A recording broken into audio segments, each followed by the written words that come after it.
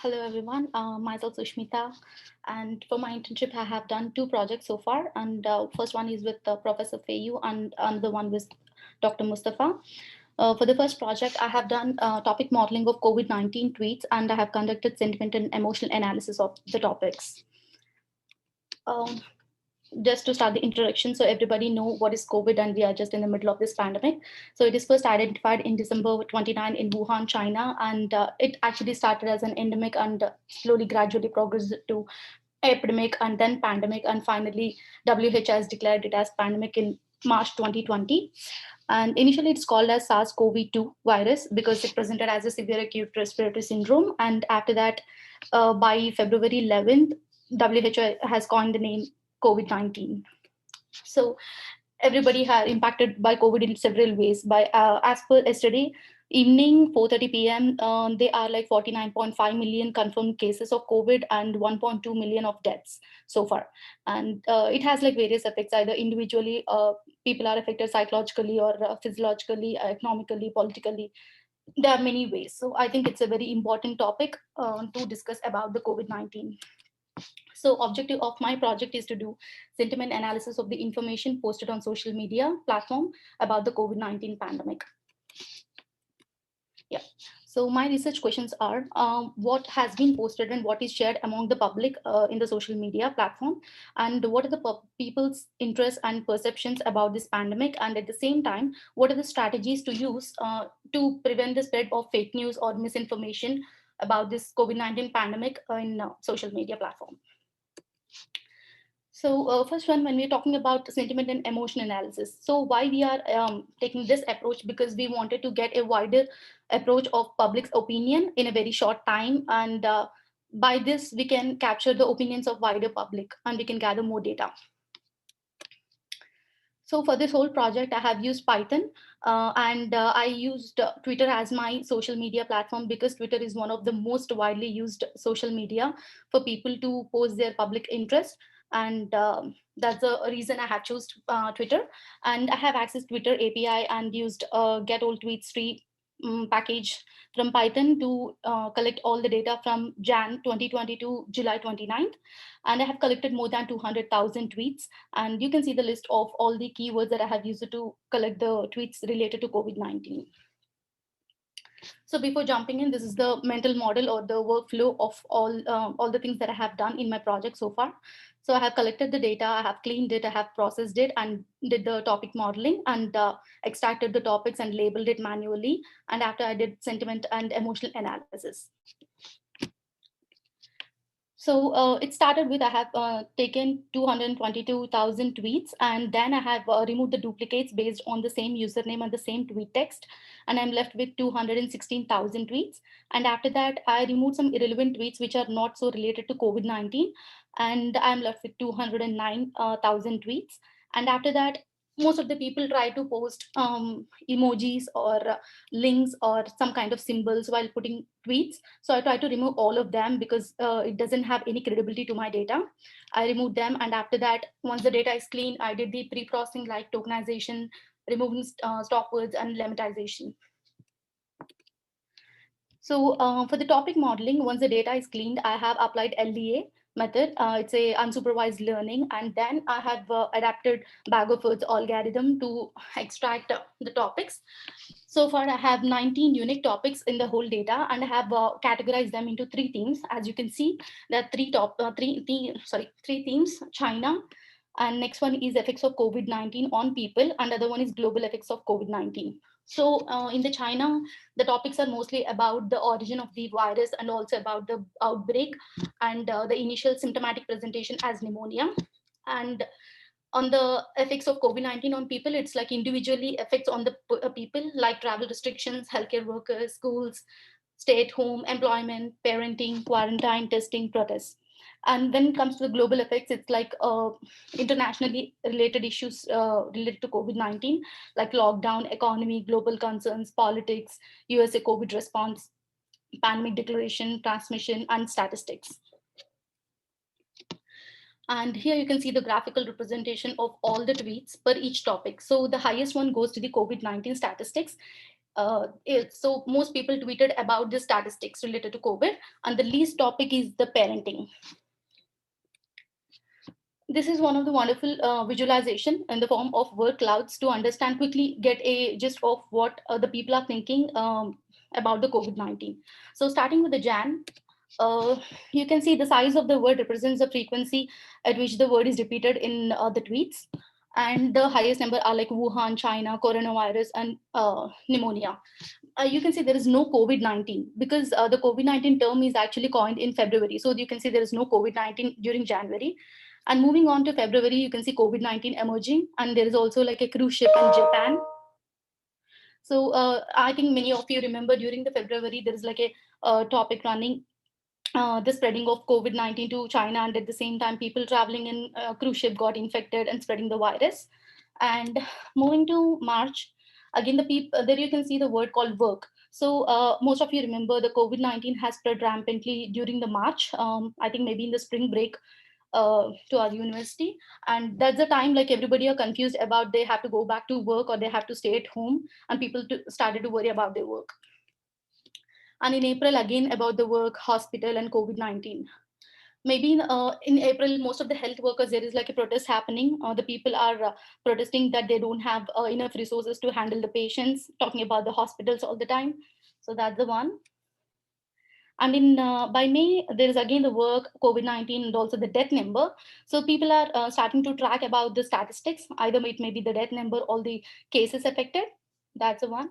And by the June, again there is a protest. So I think most of them remember, like it's recently happened. The people are protesting not to wear masks, and they wanted to just freely go away. And by July, you can see there is again the wear mask thing is coming up. Like people wanted like educating everybody, just please wear mask while going outside and so and so. And I think this is like wonderful transition of what people are thinking over the time. And we have got all the topics so far. And finally, I have done sentiment analysis using TextBlob. And based on the polarity score, I have classified the tweets into three classes: positive, negative, and neutral. If it's a score is 0, it's neutral; less than 1 is negative; and more than 1 is positive. So you can see here, there's a graph. The gray one is a positive one. So I have actually represented based on the tweets percentage instead of the number of tweets, because some topics have the higher number of tweets rather than the rest of the topics. So I represented in the percentage form, which is like more reliable. So regarding positive, parenting topic has the most highest positive tweets about that. Maybe because the actually people are enjoying staying at home and spending time with their family, because in the usual day they have to go and work. And when it comes to neutral, the travel restrictions are the neutral topic. It has nothing. And when coming to negative, again, it's the parenting. Maybe people are again talking about staying at home, like taking care of the children, but they have no help because they have to manage the work and kids at the same time, staying at home with no daycare centers. And the next one is the economy, which is readily understandable because people are very concerned about the share market, the economy is falling, and also they are worried about if their jobs are going to stay or not. And next, so far with the sentiment analysis, we didn't understand like what's really happening. Like it's like positive, neutral, and negative, but we didn't understand what's really underneath the people's emotion. So we further classified it into emotional classification into 8 classes, starting from fear, trust, anger, anticipation, surprise, sadness, disgust, and joy. So these are the 8 classes. I have used NRC Lex package with the Python. And here, first one I have used, this table shows what is the most represented topic for the particular emotion. So when first one is the anger. When it comes to the anger, lockdown, when people are posting something related to lockdown, the most expressed emotion is anger. So people are really angry when they're talking about lockdown because they don't want to stay at home, they want to go work outside. And next one is economy. The emotion is the anticipation. So it is really understandable because people are always anticipating what's happening to the economy, are the share market falling or rising, or we are going to lose our jobs, is the recession hitting. That's the one. Next one is disgust. So outbreak or pneumonia. So people have like very negative vibes towards China. It's like xenophobia developed towards them. And origin. So people fear the most when talking about the origin, like pandemic is going to break and it's going to spread, it's killing a lot of people. And about the parenting, again, joy. Next one, lockdown. Again, it is sadness because people are angry and sad at the same time sitting at home. And global concern, there is a surprise. And at the stay at home, there is trust. Maybe people are trusting that they can stay at home and so that the virus don't infect them and they can be healthy. And this is another representation. So I have now taken it in an opposite way. This shows what is the highest emotion and lowest emotion for each topic. So if you can see the unanimously the highest emotion for all the topics is fear. It's the highest emotion. And when it comes to the lowest emotion, just by looking at it, you can see surprise, joy. These are the positive emotions usually people have, and they are the lowest emotions for these topics. So it's really justifiable because people are not at all happy when talking about the pandemic. And this is a graphical representation of what I have just shown in the table. Just by vaguely looking at it, you can say the highest color is the yellow, and you can see the emotion is the fear. And some of the colors like gray, blue, green, they are like leastly expressed, and they are like sadness, surprise, disgust, etc. Okay, so there is a professor called Robert Plutchik who have developed this wheel of dyads. It's the emotional wheel called. It is nothing but it represents the 8 main emotions, primary emotions, which I have just talked about, and it links with 3 layers. So you can see there is an outer layer with pride, hope, guilt, etc. And this is the outer layer when it moving towards the core, like with the dominance, anxiety, delight, the intensity increases, the emotion intensity increases. So it helps to understand what is beneath a person's emotion that made the person to react in a certain way. If a person is tweeting on a particular topic, we are trying to capture whether it's anticipation, joy, trust, etc. But there is an underlying emotion what made the people to tweet in a certain way. So this helps to understand that. Yeah, for example, I just took like a disgust emotion because we have seen disgust is the most expressed for outbreak topic. So when it's linked to the emotions which are next to it, like anger and sadness. So how this work is the emotions which are linked, like sitting next to each other, are closely linked, and which is opposite to it is the one which is exactly opposite to it. Like joy is opposite to sadness, and disgust is opposite to trust. So that's how it works. And you can see disgust has anger and sadness, and the core emotions are pessimism and outrage. And if you link this together, it can be completely linked to the real world scenario where the people are having xenophobia towards the Chinese people, and they lack trust in them, which is the opposite emotion. And that's how we have to read this wheel. And so far, we have discussed about what are the content that has been posted and shared among the public. At the same time, what are the people's interests and perceptions. And now it's important to talk about fake news, and we have to prevent it from spreading it. So before talking about the strategies, it's important to understand how a fake news works and why it is important. So this is a chart where it's a number of mentions per topic. Mentions are nothing but like the millennial term called tagging. So people tag in their tweets or posts when somebody from their friends or family or followers, they want them to look at that post. So the highest is for the COVID-19 statistics, which is at the bottom. So people are tagging their friends or family most for the COVID-19 statistics, which means the people want them to look at that particular topic regularly. So just imagine if they are tagging those persons in some unreliable resources. So if it's not like a WH or CDC, it's something like a fake website somebody created, which has like absurd numbers, which doesn't make any sense. If people are not educated on that, they just believe that and started to get panic and anxiety. And it's really important to prevent the chaos even in the social media. And next one is the average of favorites and retweets. So favorites are nothing but people like the post, something like that. And the other one is retweets, is sharing the post. So retweeting is nothing but if I'm sharing a retweeting a post, I'm making all my followers look at the same post and just spreading the news. And favorites is like I'm liking it. So if you can see, the highest retweet is for the quarantine, next for the schools. So it is understandable, like people are wanting people, the rest of them to stay at home if they feel they're symptomatic to COVID.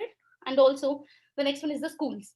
So when the time the COVID emerged, it is the schooling time, like the universities are open, everything is happening. So people are just talking about the schools, like if it's open or not, they have to go back to the university or not.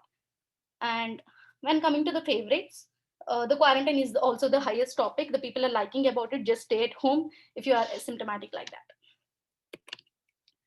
Finally, misinformation. So misinformation is nothing but like a false or inaccurate information which is like deliberately made to deceive the people. And on a fact, people engagement with this misinformation is gradually increasing day by day. And as I said, it just leads to confusion and anxiety, and sometimes it just politicizes the situation. Social media. So social media is one of the most powerful millennial tool. So everybody now have a social media account, either it may be a Twitter, Facebook, Instagram, etc. They like to post content, either they create it or share it, whatever it is. They want their opinion to be heard by the public, and this platform has given a immense opportunity for them to share their opinion. But when we have to think, if we are posting something or reading something in the social media, we just have to think one information, like, is the content credible? We have to think about it. So I just want to highlight some of the credible sources about the COVID-19 information, where we can find like CDC, WHO, NIH, and state departments of health, etc. So when talking about the strategies to prevent this misinformation, there are like two most important points. First, it's not always the public health officials or the higher officials in the politics or the lawmaking thing people. They are not always held responsible for preventing the spread of fake news, because if we talk about the stakeholders, majority of the stakeholders are the people, because they are like wide population when coming to the officials. So people hold a major responsibility in spreading this and preventing the spread of this information. They have to, when somebody is entering the social media, they have to understand how to identify it, how to prevent it, and also report the fake news when they see one. And at the same time, when coming to officials, they have to be responsible by promoting the reliable and credible sources to the public, and letting them know, like, you don't have to look at all the information, and you have to look at something credible, and follow that websites. And yeah, that's the end of my first project, and here are some references. I can just take a minute break, like if you want, or like if you want to ask some questions on this, or else I can just continue with the project too. So I have done my second project with Dr. Mustafa, and it's about working on the Health DX platform. So Health DX is nothing but an abbreviation for Global Health Data Exchange. So my work in this is write a white paper on the Health DX. For this, like this COVID-19 pandemic has made us realize how backward or how inefficient are we in the form of global health data exchange. Because if it has done effectively, we would have ended this in the place of pandemic itself. It would have not turned into a pandemic. And when talking about this exchange and interoperability, these are like very important because if they are done effectively, it helps in tackling the global health issues. And our personal belief of why this inter-health data exchange is very slow, because of lack of proper knowledge based system. So we need a knowledge based system on this particular subject, so that people can just come and update the information from time to time. At the same time, the community just take the information from that and apply it and get the assistance of technical knowledge, so that they can implement this health data exchange. So my aim of this project is to emphasize the importance of global health data exchange with the establishment of Health DX platform. And for this, I have taken a systemic literature review approach to address all the whole process of creating this platform, and also addressing the key features in building this one. So Health DX, this is nothing but a multifaceted platform that brings all the stakeholders from different different fields, who are very passionate and wanted to use the technology in an innovative way to improve the healthcare, and mostly focusing on the health data exchange. And we build this Health DX on three main layers. The first one is the clearinghouse, and the second one is community engagement, and third one is education or training. So when talking about this exchange, we are focusing on inter-organizational exchange rather than intra-organizational exchange. So inter-organizational exchange is nothing but transfer of data from one clinic to another, or from clinic to any NGOs, any organizations, any other healthcare sector, and also to any government officials or public health officials, like that. So this kind of exchange helps in decision making at maybe at the clinic level, or organization, or state or international level. So we are looking at this kind of exchange. And the first step is I have created a website for the Health DX, and we are going to use this website as a platform for partnering with potential organizations and hosting a global health conference in March 2021. And the next one, this is the main step of Health DX, which is the knowledge base. I think I'm just using this as a reference for clearinghouse. So first one, knowledge base is nothing but collection of the information about a particular topic.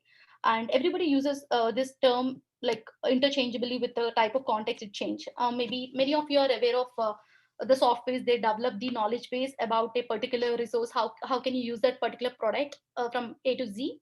That's a one kind of knowledge base. And again, at the same time, most of the healthcare sector, they have a knowledge base which can be also called as a resource library, like a digital library. So we are looking at something like a digital resource library, but with some system intelligence. So far there are like 6 types of knowledge bases, like internal, hosted, self-hosted, customer, open source, and also external. So external knowledge base is something we are looking forward to. So external knowledge base is nothing but which is open to public, and it has no private information, and it has all the comprehensive information about a particular subject. So it's important to highlight the difference between the database and knowledge base. So database is nothing but like a collection of a raw data, but knowledge base is a collection of information on a particular subject. And database, it represents the basic form of data that's just like a raw data. It has nothing. But the knowledge base, it's like a fully developed, and this data can be reapplied and reused multiple times. And database, it helps in storage and retrieval of data, and knowledge base, it helps in rapid search, retrieval, and the same time reuse of this information. And the data which is in database is like static. It only helps in like a surface thinking, not any deep. But in the knowledge base, the data is dynamic. It can be abstracted, like it helps in deep thinking. So DIKW pyramid, like everybody are aware of this. So the center one is the DIKW, data, information, knowledge, wisdom.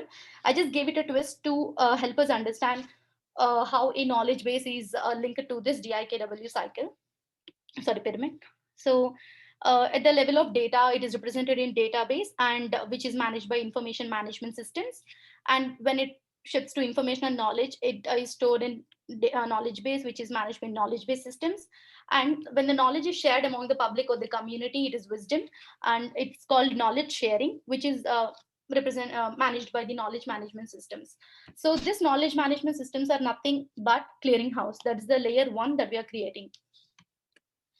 So there are certain characteristics to be a knowledge base, like the data should be comprehensive. It has to have all the information about the particular subject. It has to be easily accessible to the community or public, and it has to be intelligent. So the system has to be intelligent. The data should be dynamic, like the system has to link and reason within itself and make it intelligent each time. And next one, it has to search, easily searchable. The data cannot be hidden somewhere. It has to be easily accessible, and the data should be accurate. So the data cannot have like the medieval ages of information from past old days. It has to have like the up-to-date information, like the latest one. And this is the structure of the knowledge base that we are going to develop. You can see there is a box. This one is called as a K box, which is a knowledge box. And the user interface, you can interpret like a community or outside environment, something like that. And first one is the input. So we are the people who are putting all the information into the system, either in the form of white papers, blogs, research papers, etc. And once the new information enters into the system tries to like see if the new information is already there in the system, or it's like completely new. If the system, if the knowledge information is already there, it tries to dump it. And if it's not there, then it tries to categorize the information and tries to put like which place it can fit in. And later does the segmentation, feature extraction, and representation, and knowledge structure with the semantic net. And after that, it tries to integrate this new information with the already present information in the knowledge base. So that's how it tries to link the new and old information. And the next step is the query. So if somebody like me, I just wanted to go and get some information from the knowledge base, I just send a query to the system. It goes to the query applier. And here it not like a database, it just go and take the data what I asked for. Instead, it tries to link. It tries to link the present query with the past query and tries to see what's happening, what's the link between the two queries, and then that's how starts the reasoning, and that's how the system becomes intelligent. And finally, this is the working model of Health DX. So this is the knowledge layer one, knowledge base slash clearinghouse, and layer two, social or community engagement. It has two roles in it, and finally the technical assistance. So the community will be inputting all the new information in the form of blogs, white papers, articles, etc. And new information is stored in the clearinghouse, and it gets feature extraction, structure, integration, reasoning, etc.